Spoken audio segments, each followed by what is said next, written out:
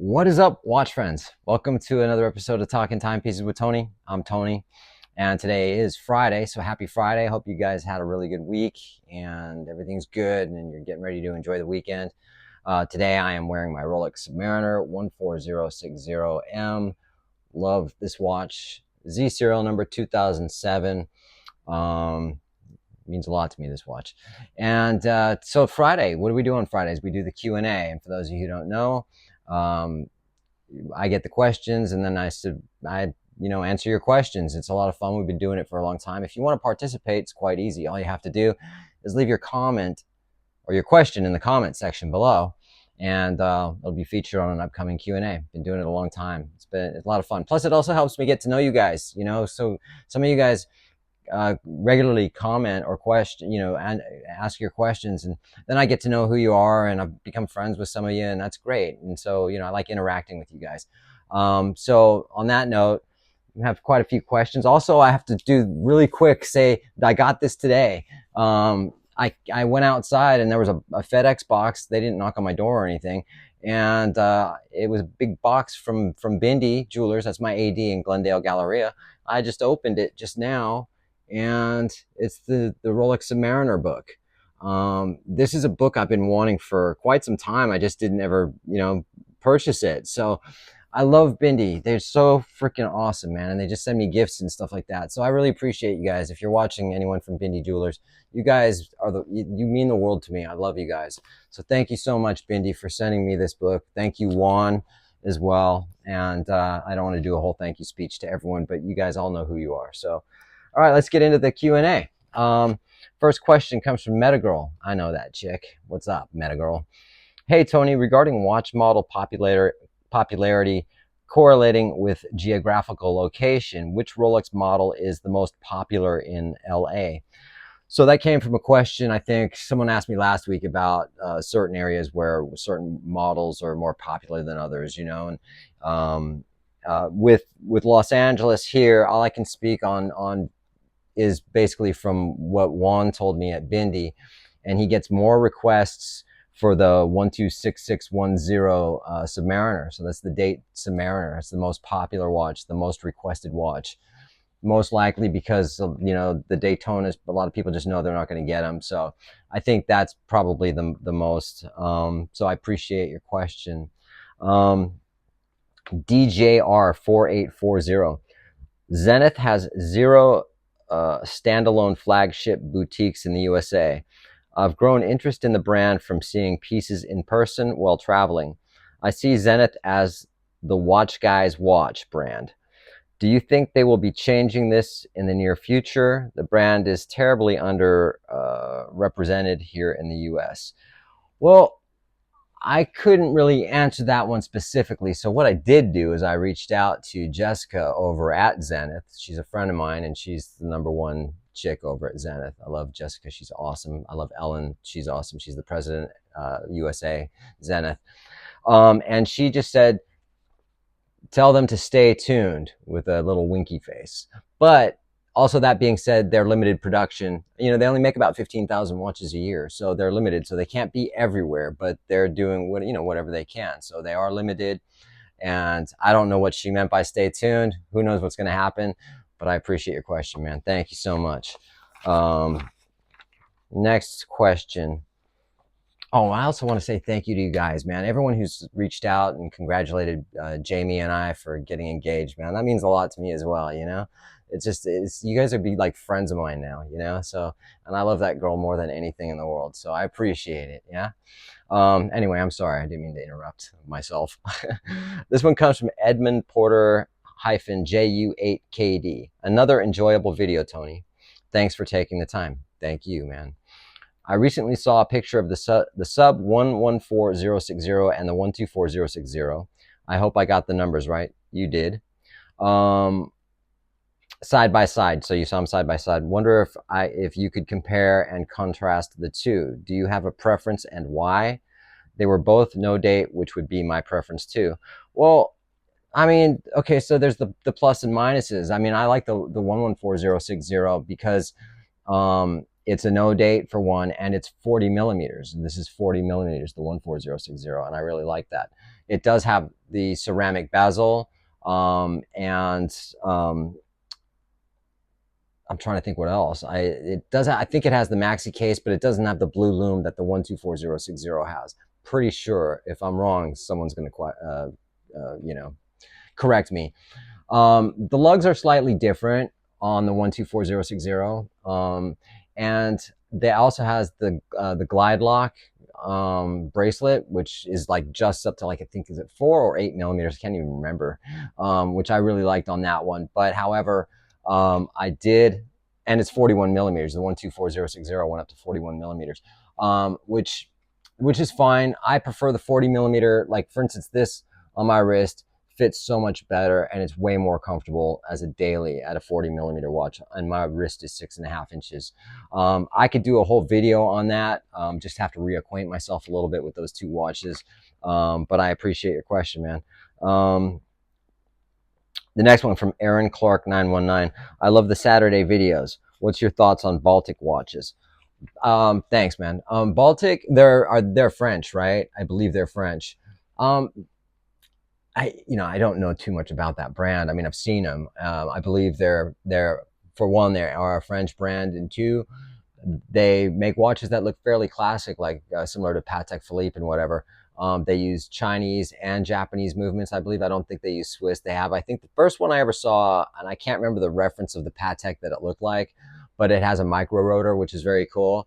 And I think they're cool, and I think their price point's around $500 to $600. I'm not sure on all their models, but affordable. I think they're cool. I wouldn't be opposed to buying one. You know what I mean? But I'd have to look more into them. So I appreciate your question, man. This one comes from Mike Lewis 2456. Mike, how are you doing, man? Long time no talk. Hope you're well. Hi, Tony. Everything going well with you? Yeah, it is. Thanks, man. I purchased the CW Belcanto Classic at the beginning of the year. That's for CW, for those of you who don't know, Christopher Ward Belcanto. Congratulations, man. I hope you like it. But I know you've got some really heavy hitters, man. I'm pretty sure you do, from what I remember. I have the blue guilloche dial. I have the blue guilloche dial. It's actually a cool looking watch. Something different in my collection. How do you like the new Snoopy Timex? Gonna buy one. Can't go wrong for $250. Have a great weekend. Yeah, have a great weekend, man. The Snoopy, I mean, come on. Yeah, absolutely. Timex have had sort of a long-standing relationship with Peanuts, the Snoopy watches and things like that. And I love the Snoopy watch. I love Timex, actually. Back in the day, they used to have these advertisements, Timex takes a licking and keeps on ticking. And they'd have some dude, and it would be like black and white commercial with a engine motor of a boat in a fish tank with a Timex strapped to it, and it'd fly off, and then they focus in on the watch and it's still running. I have a Timex right here that I wear every night. I'm sure you guys have seen it, the Expedition North. Just pretty cool watch. But yeah, I think it's cool. I think that the Peanuts watches and the Snoopy watches in particular are great. I have a Snoopy swatch that my little sister gave me, which I really like. Anyway, man, good to hear from you. Thanks for your question. Next one comes from crazy underscore Joe underscore Devola. Hey, man, how's it going? Another great one, Tony. Thank you, man. I know you would never wear anything other than the bracelet a Rolex comes on, but if you were forced to, which rubber strap company would you go to for a GMT or a sub? I would probably go with maybe a rubber B or a WIS strap, WIS. WIS are great. They're more silicone than like the FKM vulcanized rubber. I have a Zalande strap that I bought for my Omega S&P 300 that I actually have on my Zodiac right now. It looks pretty cool. I did kind of not a half-assed, but just not a really great review on that strap, considering it was almost $200. And the owner of the company sent me a text message at like 3 a.m, basically scolding me and telling me to send the strap back, and he'd gladly send me my money back. And I was just basically saying, hey man, don't ever contact me again, especially at 3 a.m. Don't. So I don't recommend Zalande. And actually, that watch, I didn't like that strap for what it was on the Omega, but it works well on my Zodiac. So that's another one to look at if you want to go that direction. But maybe a rubber B. Thanks for your question, man. Sean Miller 7187. What's up, Sean? How are you, man? Mr. Tony, happy Friday. How you doing? Happy Friday, Sean. When you were coming up in the music entertainment industry, what was the best piece of advice you received from someone you looked up to? I don't remember. It was so long ago when I was coming up in the music industry. I mean, people will always give advice, and it's just like, practice and, stay humble, because, you know, when there's so many arrogant musicians that have never done anything but think they're rock stars, and the amount of times that I've been out with my A&R guy from Warner Brothers Records way back in the day that would be super cocky and not realize who they're talking to, then they lost their shot. Always be humble, no matter where you're at. Be cool with everybody. That's the advice I gave to people when I was doing music business seminars. It's like, just no matter what, it just be nice, be cool, because you never know if that person's the guy that could change your entire life, So that's probably close to it. Thanks for your question, Sean. DJR4840, you just asked me a question, didn't you? But you had another one, right? Tony, I had an interesting experience at an AD. Me and my wife had some time to kill before a flight, and there was an AD next to the restaurant. We were having lunch. I stopped in, explained the above. I just wanted to look at what they had on exhibition. We chatted for a bit, and the sales representative and junior sales associate was pretty insistent on asking what I was looking for and adding me to their wait list. I didn't really want to waste their time nor mine, because I'm not from their market. I'm in New York, they're Florida. I did end up sitting down and making a profile, and they sent me the standard follow-up emails as well as a personalized one. They said they'd hold a piece for me for 24 hours if one came in. Thoughts? Yeah, man. I mean, if you get a watch from them, they're going to hold it. And you can just get on a plane and fly to Florida from New York. Then fuck. I got caught by the YouTube police for saying the F word, and they demonetized the video. But yeah, if you can do it, then do it. So best of luck with that. Why not? Nothing wrong with that. Paul Thompson 9062. Great video again, Tony, and some good questions. Thanks, man. Appreciate it. It's people like you that leave the good questions, and it's all you guys that leave me the questions. And otherwise, we wouldn't have this show if it wasn't for you guys, right? I hope you're doing well, and hope your back is improving. My back sucks, unfortunately, but thank you. Question for next week. I've been interested in the Mito decompression world timer for a few months. Have you seen this watch, and what's your opinion on it? Every now and again, I think it's too busy on the dial, but a few days later, I fall back in love with it. How unique it is. I love how unique it is. Yeah, I do know the watch. I think that, what's his name? Dubai expat guy. He's like, hello, grab yourself a coffee, and we'll, that guy. I think he has one. I think it's busy, man. And it's kind of colorful, isn't it? I think it's kind of busy. I wouldn't buy it, but if it's something that you go back to and you think it's busy, but you keep going back to it, it might be worth picking up, because that would tell me that it's something I really like. You know what I mean? Best of luck, man. Joel Bolt 88. Hope you're well, Tony. Tony. Tony, dude. Oh, just letting you know. I was wondering which JLC Reverso would you choose if you had to pick one. If I had to pick one, because if I was, JLC, I love JLC, but the Reverso is just not something I'm really that into. But if I were, I think it's a beautiful watch, don't get me wrong, but I would go for the Duo Face Tourbillon in rose gold.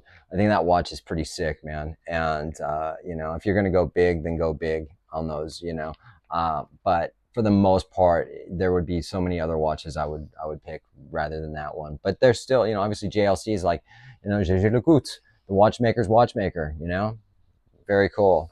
Thanks for your question, man. Master Christopher Allen. Hey, Tony, love that you take questions and share your love for watches. Thanks, man. Oddball question. What was your first watch and your first luxury watch? 1977 was a Bradley Mickey Mouse from my aunt. I have rebought to have one, and the first luxury watch was an Omega Seamaster Pro 300M chronograph in '95. It was huge, but I wanted the one better than Mr. Bond. Gotcha. My first watch, I don't remember. I think my little sister would tell you that it was a Timex Snoopy watch, which we just brought up, right? I'm sure she said that. I had the tennis one, pretty sure.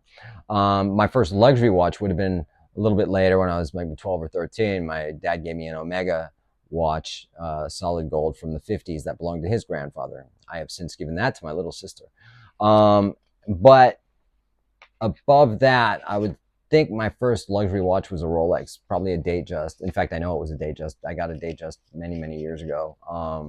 And that was probably my first, well, it really was my first real luxury watch. Yeah. So, yeah, cool, man. Thanks. Uh, Airplane MO. I'm sorry, it cuts off. You know what I mean? It doesn't ever give me the full name sometimes.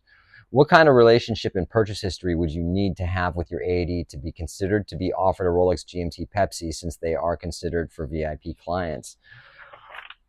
That depends where you're at, what market you're at, and what kind of relationship you have. I mean, it's, spend history is definitely helpful, but like I say, I know someone who got a GMT Batman with hardly any spend history. So, it's just and it depends on how much demand there is for that AD, and how many do they get a year from Rolex. You know what I mean? So, but I don't know how much you would need to spend. Each AD is different. You know what I mean? So, but I appreciate your question. Next one comes from Daniel. Sorry, Daniel. 2217. Can't speak to present day, but 4 years ago I got my Pepsi from the AD WOS in New York City. That would be Watches of Switzerland, right? My purchase history was one 41 millimeter Rolex Datejust and one IWC BP43. So there you go. I mean, it's like, that's cool, So that was the reply to that question. Next one from Metagirl, another one. Hey Tony, I'm patiently waiting for the video that you've mentioned you want to do on the Tiffany Blue Dial Rolex and the Patek Philippe 5711. I know, I gotta do it, but I'm gonna do a Zenith one versus Patek first, I think. Also, everyone talks about Gerald Genta, but it would be cool to hear about some of the other designers in watch history. Also, do you know what the inspiration was for the pastel color Rolex dials? Is it just one of those things that were those colors are popular for 2025? Well, as far as the Rolex goes, I mean, who knows? Just probably what's going on. No one really knows what Rolex is doing and why for the most part, but probably. And yeah, Gerald Genta, he was, he's the most popular, most well-known watch designer in the entire watch world, right? But when you take just a watch designer, there's watchmakers who are also designers, so it's like if you take, say, for instance, Jean-Claude Biver, like, dude's an icon, man. I almost want to say bigger than Gerald Genta. I mean, that dude, was Blancpain. He bought Blancpain for like $20,000 and revived the brand, then sold it for however many millions of dollars he'd sold it for. Then he went over to, I think he was at Hublot, then he was at Zenith. And then now he's got his own watch brand, Biver watches, which he's amazing, and so, and then you take someone like Abraham Louis Breguet back in the day, who invented the tourbillon and so many different patents and the most beautiful watches as well. And so from there, you got also Louis Francois Cartier, designed the tank watch for Alberto Santos Dumont. The very first ever men's wristwatch, sports watch, pilot watch, kind of all in one. I'm not talking about the very first wristwatch altogether. Most of us know that it was Breguet, I think. Yeah, that anyway, for the oh my God, the queen of, or the, can't remember now. Sorry, just a memory malfunction. The next, but thanks for your question. Sorry, I appreciate it. Matt Morgenstern, YM50Y. Hi, Tony. My name is Matt, and I've been watching your videos for some time. I've been collecting watches for over 14 years now, and I've come to find over the years that Zenith is one of my absolute favorite brands. Just wanted to tell you I really appreciate the down-to-earth, casual nature in which you make these videos. I really love how much you talk about Zenith, because many podcasts and industry enthusiasts seem to overlook this brand. I'm curious if you would do a video showcasing all of the Zenith watches in your collection, and all of those that maybe you've had in your past collection? Well, I'm a huge fan. Sorry, man. Is that what we're doing? We're sticking to pages? Okay. I'm a huge fan. I have to admit, I've sold some of my Zenith watches over the years, and part of me wishes I would have kept them all. But there's a lot of other brands that I'm also interested in. I'm also interested in hearing your take on the future collectability, and if this is ever a brand where someone did build up a big collection, if it might be worth more in the future, and other enthusiasts and collectors caught onto the insane fit and finish work of this company provides outside of their bracelets and clasps, of course. Yeah, okay, that's a lot, man. Well, I mean, I only have 2 Zenith now, man. I've got the Open Heart, and I've got the Pilot. I had the Defy Skyline, and that was a bit flashy for me, so I don't have it anymore. I had 1940s vintage Zenith. I also had an Open Heart from about 22 years ago. They do have several other new watches that I want.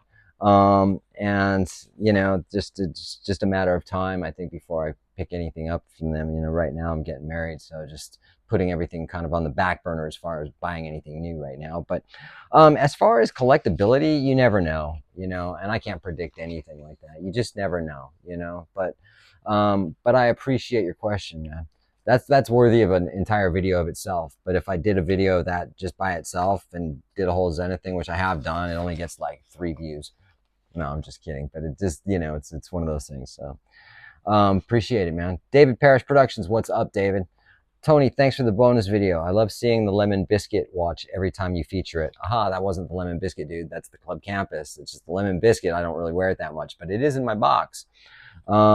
Question, when was the last time you got watch envy? Is it usually at Bindi or seeing something online or in the wild? Thanks, brother. Stay cool, David. Thanks, man. Appreciate that. I don't really ever see any watches out in the wild, man. I don't, you know, when I do go out, I'll try to look to see what someone's wearing, if they're wearing anything. But at Los Angeles, people don't really wear watches like that. I mean, they do, but it's like, for the most part, you know, I have seen a 5711 I was at a really nice restaurant, and dude was wearing a 5711. I thought it was cool. But as far as being envious, I don't know if I'm envious. Like, I don't really go, oh my God, I really wish I had that watch. I mean, I just kind of like, oh, that's a cool watch. You know, if ever I can get one, I can get one. If not, you know. So, but yeah, I appreciate it, man. But yeah, I do. I mean, I do see watches that I'm kind of like, wow, that's really cool. You know, so. But that's generally, yeah, maybe when I'm looking online or whatever, or I just know what I like and what I want, you know. So I don't. Anyway, I'll stop talking myself into a hole. Thanks, man. Appreciate it as always. Vega Veni Vidi Vici. I know you get invites to special events from Maisons and AD. Who has been the best in terms of swag and event lineup? I never get anything from my AD but a water and a drink when I purchase. However, Grand Seiko has the GS9 Club with just one purchase, and they have events all over the country. I've been to a few and have been gifted some really nice goodies and amazing food and drinks as well. Have you ever been to a GS9 event? Nope. What's the best boutique gifts you have received? Who threw the best event for their watches by brand? Yeah, I mean, I don't go to a lot of events, man. I get invited to some of them, but a lot of them I don't go to, you know. Bindi has great events when they have them, you know, and then Zenith with Bindi were some cool events. Been to a Gerald Charles. Best swag and stuff I get, Bindi, man. I just like, I've got Cartier cufflinks, Cartier wallet, Rolex wallet, Rolex pen, Rolex Swiss Army knife, just a bunch of stuff, you know what I mean? And then they just sent me that book, you know. So Bindi are just like freaking amazing, man. So those are the best gifts I've gotten, you know, as far as watch stuff. Thanks for your question, man. Andrew Perez 777. Hi Tony, do you insure your watches? Have you heard any good reviews on WonderCare Insurance from 1916 Company or Hodinkee Insurance? WonderCare, is that what's his name? The guy that wears the red watch straps, and he's on the Shark Tank. I can't remember his name. I don't like him at all. I wouldn't get insurance from that if that's his company. I wouldn't buy insurance from them just because of him, because I just can't stand the arrogance, and that just, that dude thinks way too highly of himself. Don't like him. And then, Hodinky, yeah, Chubb Insurance. Yeah, that's where I have my watches insured. I had Jewelers Mutual. Almost wish I would have kept Jewelers Mutual. But I saved a little bit of money, which I shouldn't have done. I should have stuck with Jewelers Mutual. But yeah, I mean, it's good to have insurance. Thanks for your question, man. Aaron Oldacre, brands I love: Vintage, Rolex, Blancpain, Panerai, and Omega. Vacheron, AP. Can you rank in order your favorite top 6 brands, Tony? Cheers. I guess if you want to go there, I'd say Vacheron Constantin, Patek Philippe, Rolex, Zenith, Cartier, Nomos, Breguet. I mean, I don't like my top 3. If you exclude Vacheron and Patek, then I would be at like Rolex, Zenith, and Cartier, or Zenith, Rolex, and Cartier. You know what I mean? So, but thanks a lot, man. I appreciate it. You guys, this is a long video, so sorry if you're still here. Awesome. Have a good one.